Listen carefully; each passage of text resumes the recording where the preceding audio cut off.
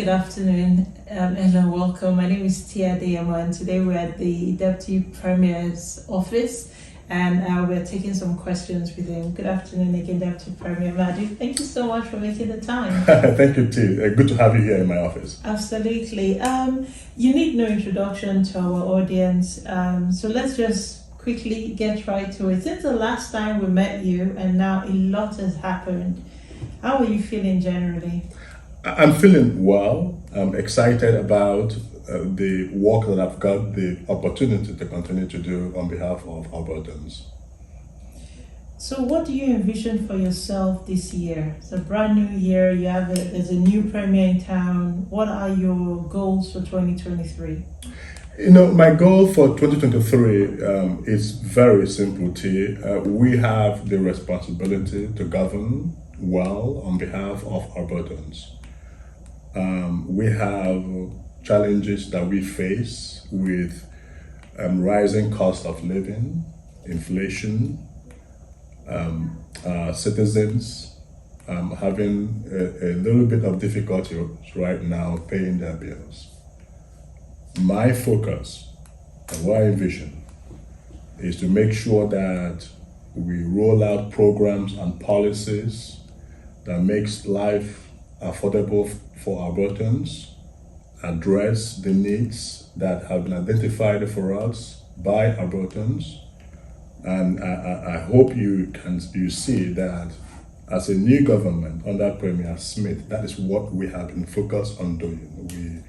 We rolled out a $2.8 billion in inflation reduction package that has been well received, in my view, across the province, and we will continue to make life affordable for our people. Mm-hmm. I like that you've jumped into the affordability plan. 750,000 plus people have signed up, including my sister. They sent her some sort of code, and she's scrambling to get that code so she can access. So it's good money. So what do you say to people who are saying that the affordability plan neglects some demographics? Have you heard that at all? Yeah, I've heard that, to be fair, but what I would say is, in this package, there is going to be something for everyone, in my view. There may not be people who qualify for the $600 package, but you are going to have a broad range of Albertans benefit from the electricity cost reduction that we've put in place. You are going to have a broad range of Albertans benefit from the gas tax that we have completely eliminated. If you drive in this province, if you are a farmer, if you drive to work or take your children to sporting activities, there is something there for you. If you heat your home with natural gas, we have capped the cost of natural gas to $6.50. How long is the cap for? 6 months or indefinite? It's for a period of 6 months, if I'm not mistaken. But it's indefinite in the sense that so long as if the cost of natural gas gets to $6.50 and above, you would not see an increase in the. Okay, so when I drive along, I've got a Costco card, and that's where we get gas because it's cheaper than some other place, for example, where it says like $1.35. So at those sort of places where they sell for $1.35, 38, are they applying the incentive given to them by the provincial government, or it's meant to be more than that? No, absolutely. Every gas station in this province is meant to implement the 13 cents gas tax removal. They are meant to factor that in the price of their fuel. So are they not implementing the 13 cents reduction, or is meant for them to be 151? No, it has to be. They're meant to implement it. It's meant to reflect in the price they sell for. I'm just talking about driving, and you see the price of gas in some places is $1.30, $1.30, $1.35. But you go to Costco, it's $1.11, Yeah. $1.13. So you know it's cheap. Yeah. Thank the provincial government, and you go fill up. Correct. I'm just wondering about the other stations. Is there something they're not doing right? It's hard to tell, but Okay. oftentimes there are all kinds of factors Okay. that determines how much a particular gas operator sells their fuel. What is important is, regardless of those factors, that they have implemented the 13 cents reduction. Otherwise, they will get into trouble, because we are keeping an eye. So I don't know a lot about this industry, and this is not a beta question. The 13 cents, who gets it? We are getting it, or the provincial government pays this company the difference? Yeah, so the provincial government directs the gas companies to remove that. It's a tax. And then you pay them for their loss. Exactly. It's It's a tax that we are assuming on behalf of Albertans. So the government treasury is losing that money because an incentive that we are providing to Albertans to make their life a little bit affordable. So the reason why Alberta can do it is because there's a surplus right now. Yeah, because there's a surplus. We are of the view that Albertans are the owners of their resources and the wealth of their province, and in times of difficulty, we are blessed to have the strongest economy in this country. We are blessed to have a balanced budget. We are blessed to have a huge amount of surpluses, and that is why we are able to afford that. So what do you say to people, cynics, who say the provincial government is trying to buy people's votes? Give them $600 over 6 months to get them to be reelected. What would you say to cynics like that? Well, I can't.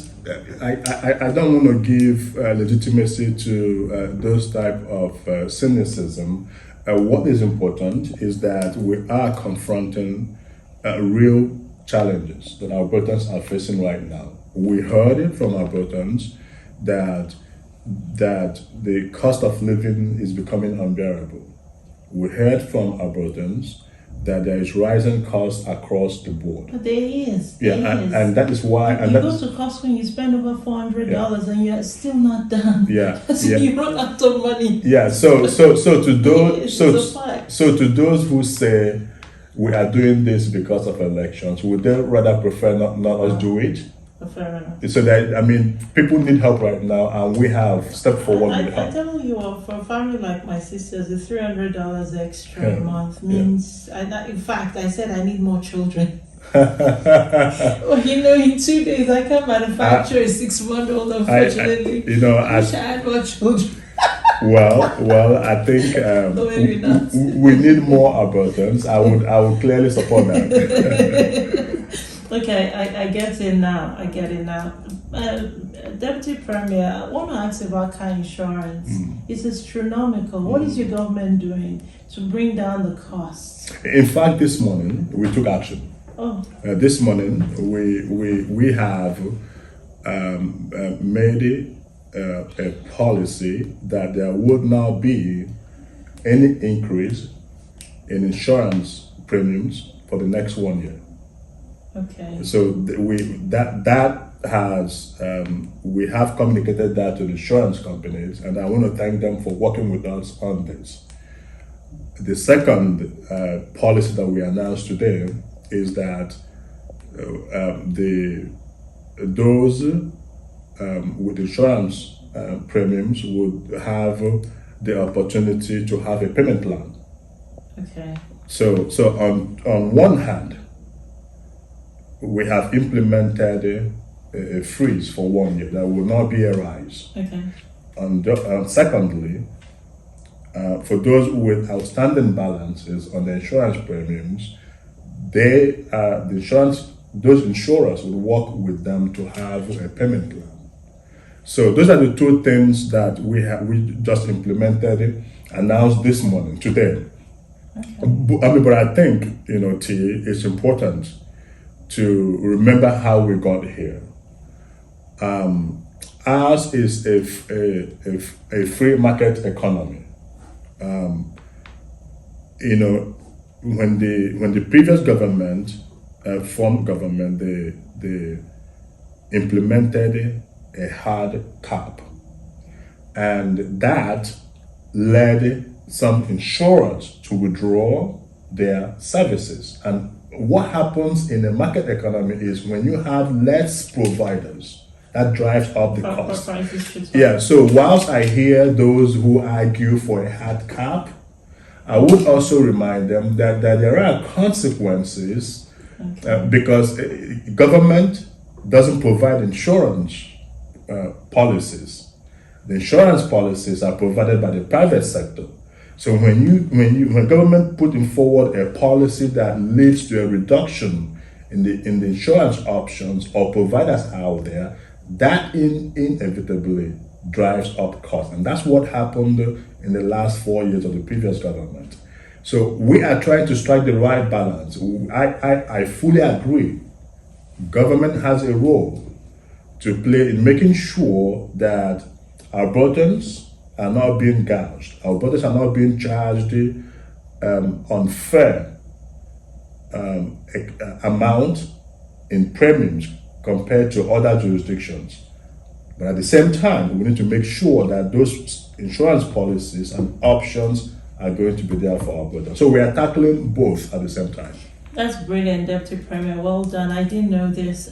So my own concern as an Albertan and someone who lives here in Edmonton is usually every year the cost goes down, especially if you have no claim bonus. And I don't want to make the mistake mentally of equating the provincial government to the insurance companies because they are not the same thing. So is there anything the provincial government can do with the insurance companies to get them at least to recognize no claim bonuses? Because when you drive, you don't have accidents, you drive and you claim, you don't have any of these speeding tickets. It feels you're being punished. Yeah. It doesn't feel there's any relief for you. But I hear you, there's a 1 year freeze. Yeah. So, that's a good thing. No, a very important point. And I think that the insurance companies needs to recognize that if you have someone with a very clean record, there's no reason why that person should be seeing an unreasonable increases in their premiums. My hope is that they have policies and programs that will allow this to be the case. But on the other hand, the government,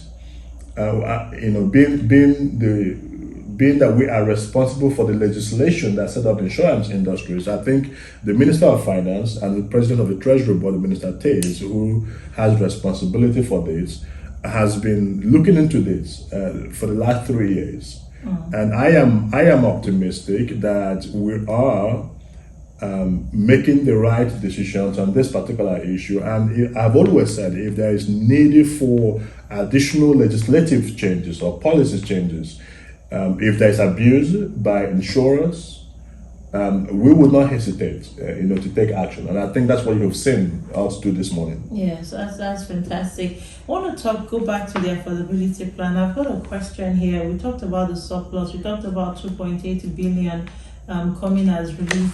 I wanted to just ask, talking about homelessness, Deputy Premier, we're like in the circle of extreme homelessness in this city, and Mayor Soyi was saying that the problem has abated. He was also saying it was a provincial problem, and I know the Premier and Calgary United Conservatives MLAs met with Calgary City Council this week.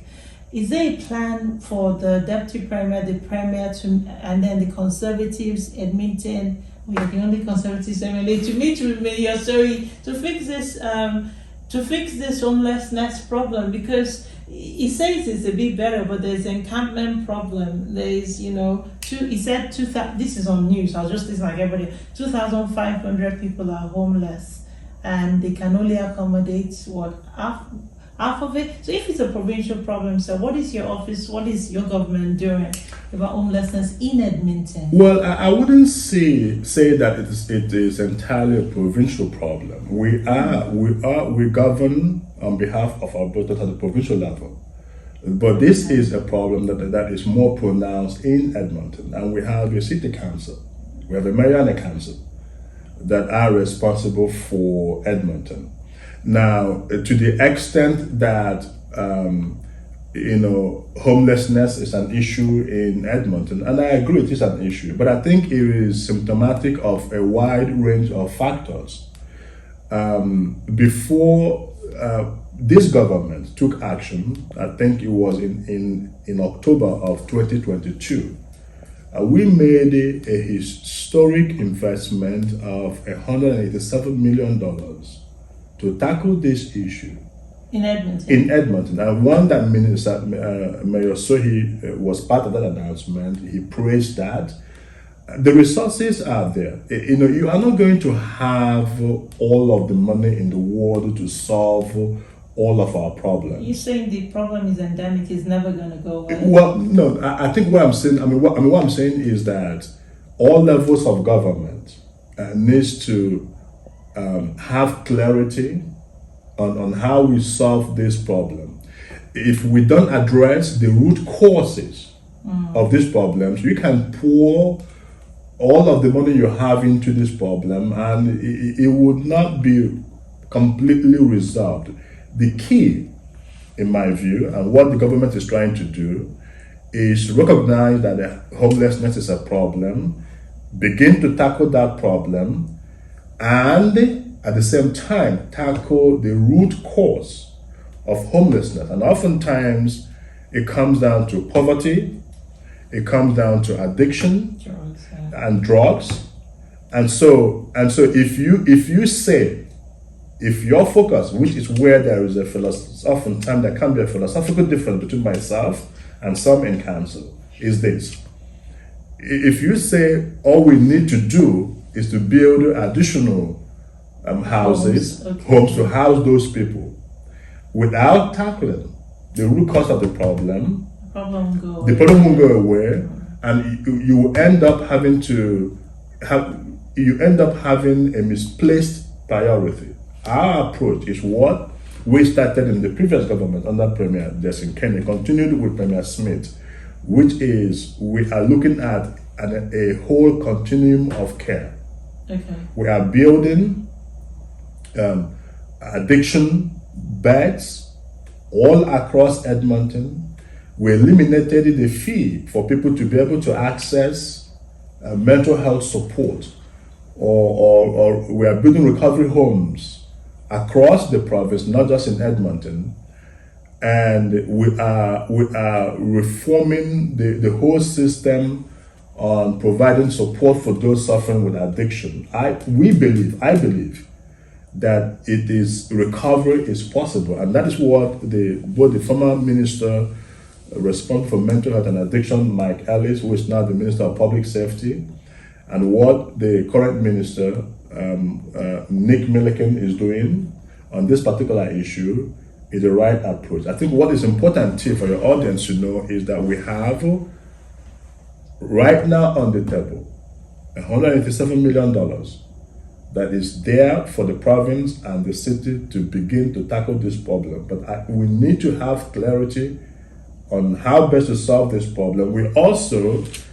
struck a committee. There's a committee that has been put together and that is made up of folks from council, several ministers responsible for public safety, mental health and addictions, community and social services, the Edmonton Police Service, the business community, downtown core, to work together to come up with a plan on how we can effectively resolve this problem. Okay, so it means your government is meeting with Edmonton City Council people to resolve homelessness. That has been ongoing. Absolutely. We have two councillors from City Council that is on that particular committee, Councillor Tim Catnell, that's right, and Councillor Sarah Hamilton. Okay. Councillor Cartmel is very effective, I know that. So is there a plan, back to my original question, is there a plan for Deputy Premier and Premier to sit with Edmonton City Council? Is the same thing going to happen, or it's just for Calgary people? Absolutely, we are constantly meeting with Mayor and Council, and I look forward to further meetings with them. Okay, I'm going to have to let that go. It's a Deputy Premier, I've got a question for you. So organizations like us, we are just struggling. And this is, the direct question here is there any support coming from multicultural media? Organizations like LCC Media and all the other ethnic media who work in the community as volunteers, chronic volunteers. Is there any support by your government, sir? Listen, the work that the ethnic media do in our community, in our polity, is very important. And I want to make sure that whatever support that the government can provide them to be able to continue to do that particular work is there for them. There are a series of not-for-profit grants that we provide through the Ministry of Culture. We have made it a priority for the communication department in government to work very closely with ethnic media like your own to make sure that they have the resources and the support that they need. And so this is an ongoing work. Deputy Premier, how can this work be expedited? Well, when is relief coming? I think expedited help. I think that's why we're here, and so this is part of the conversation I'm having. Yes, because we felt neglected by the provincial government, and not just LCC media, ethnic media in general. Because we're staffed by, you even want to train, but and then you run out of funds, and then you're just like. And you can't compete with. I know. I see these photos with Edmonton Sun. You can't. It's a Calgary Sun. You can't compete because they've got money. And we're like looking for crumbs here and there. So we're asking for expedited help. We will. Deputy Premier. We will, T. Like I said, we government have to. Do everything we can to make sure that government programs, policies, the good work that we are doing are getting out there in local communities and ethnic communities. And the best way to do that is to engage local media. So we would be reaching out to all of you to make sure that the support that you need are there. Okay, lovely. February is Black History Month. As Black people, do you think we have a lot to celebrate? There is no question in my mind that we have a lot to celebrate. We've come a long way. Okay. We are. The Black community is resilient. The Black community are survivors. The Black community, throughout our history, have gone through all kinds of unimaginable difficulties. But here we are. We've made tremendous progress, and I want to see us continue to make progress.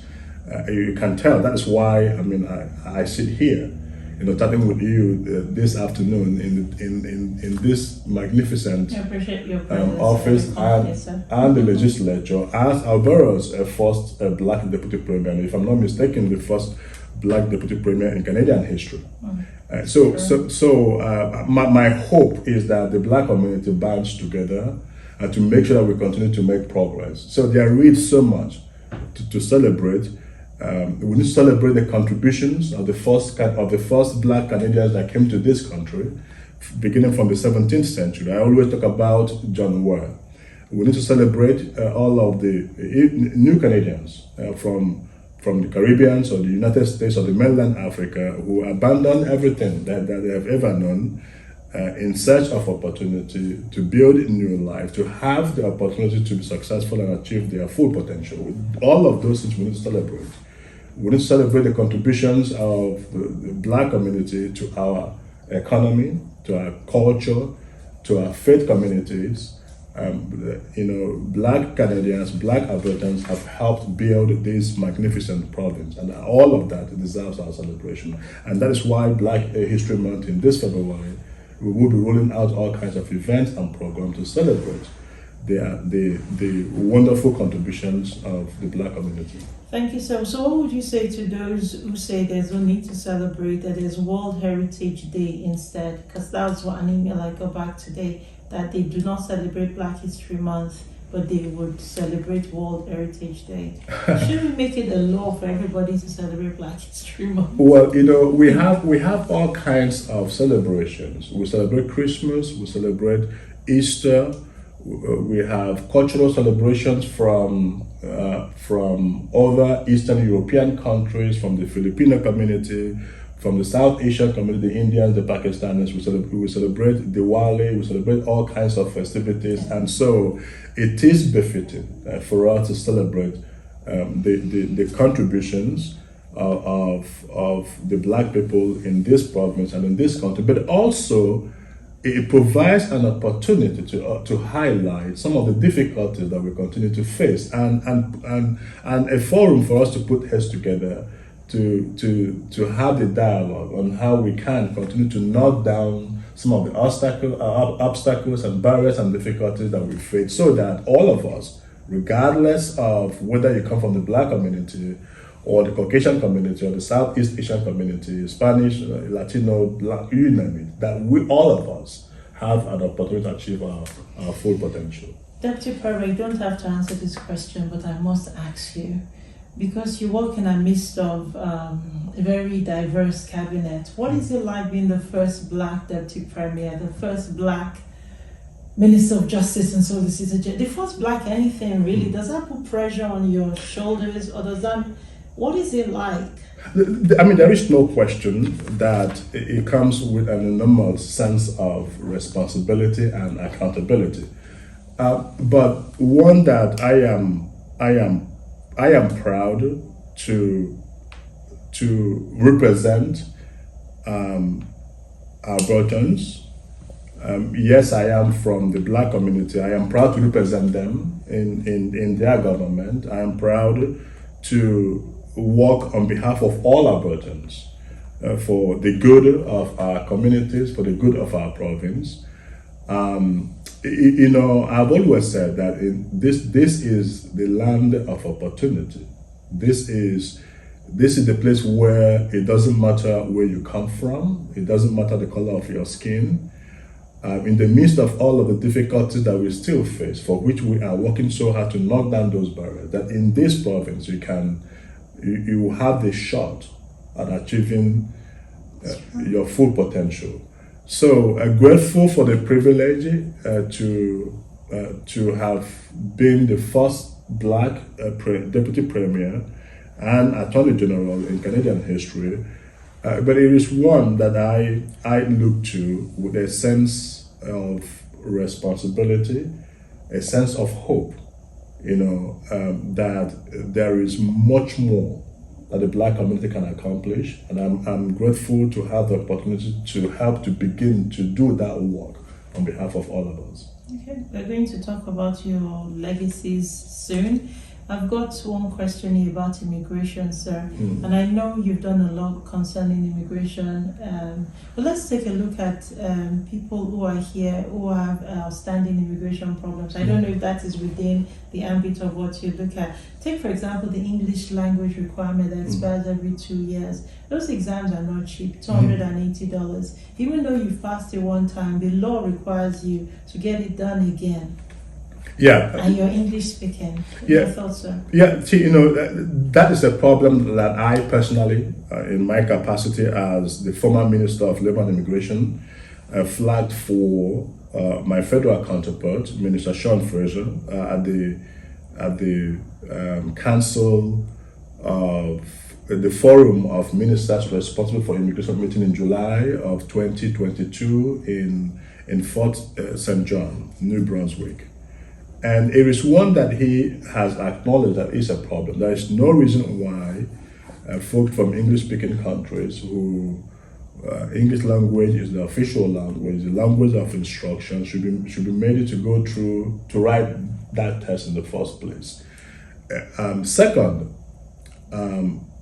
it is even more problematic that once you write the test and pass it, it expires. as if English language changes every year or every other year. And so it is something that at the provincial level that I am committed to making sure that we get rid of that requirement. I am working as Deputy Premier. It's something that I have highlighted to our counterpart at the federal level, and I'm sure that Minister Sani, our new Minister of Trade, Immigration and Multiculturalism, is working on this as well. You know, as you know, we have Alberta, under this government, have done a lot on the immigration file to make life a little bit better for newcomers and immigrants. I want us to focus on Minister Rajan's presser. I think it was last week. She announced the nomination process, but we've not been able to find any information about that nomination pathway anywhere. Oh yeah, I think it's if you go to the government website under the immigration section, you will find it there. The change that Minister Sani made is one that I am particularly thrilled and proud about. Under the Alberta Immigration Advantage Program, you now have the opportunity to apply if you have a family member here. So it makes it easier. It's more or less like a family class immigration, but one that is tailored toward the Alberta Advantage Immigration Program, whereby you have more chances of success if you have a family member here. So that is the change that Mr. Sani announced, I believe it was a couple of weeks ago, and one that is being positively and widely received by the ethnocultural community. It's a good idea. We just want to advocate for people, because I know Alberta still does not want secondary school teachers, but that is a question, and it's something we can discuss. I know your time is precious. Why should your constituents vote you back, sir? Well, because I have faith in the people of Southwest, that they will make the right decision in the next election. I've been a solid representative for them. I have been an effective MLA cabinet minister on their behalf. We have built schools. I started seeking my party's nomination in 2018, and early 2018. And whilst I was done knocking, I heard from several parents that they have concerns about schools, infrastructure, recreational facilities, and roads. And upon being elected in 2019, I got to work right away. We built 2 brand new schools right away in the community, in the Windermere Kaycee community, where there was more acute need for schools. We built 1 public school and 1 Catholic school. There was a school we built in the Heritage Valley. I have committed to building additional schools in the community of Glen Riding and in Edgemont, because there's pressure at the schools at the school in Ambleside, Dr. Margaret Ann Armour. So you are going to see 2 new schools being built in the Glen Riding area to alleviate that particular pressure, and another school in Edgemont to help alleviate that the pressure across the river. So you can see that schools are being built. The second is road network. We have widened the northeast leg of the Anthony Hende. That was done under this government. I pushed for that work to be done. Right now, work is nearly complete in widening the southwest leg of the Anthony Hende Drive. On top of that, I live in Windermere, and I see the pressure, the traffic logjam on Tewuliga Drive. Tewuliga Drive all the way from Whitemore Drive.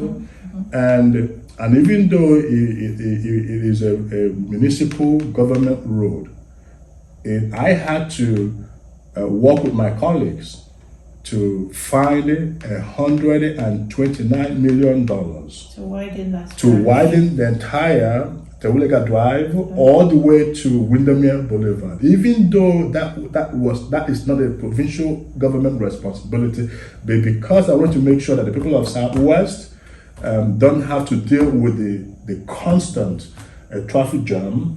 And so you are going to see that work is ongoing as we speak. The first leg is nearly completed. The second leg is about to begin. And I hope that the people of Southwest understand that it takes a hard worker, a committed representative, and someone who is able to speak to his colleagues to make sure that those investments come to Southwest. I will add one more point, one more infrastructure project that I brought to the people of Southwest, which is in Cameron Heights community. They have been looking to build a community center in Cameron Heights.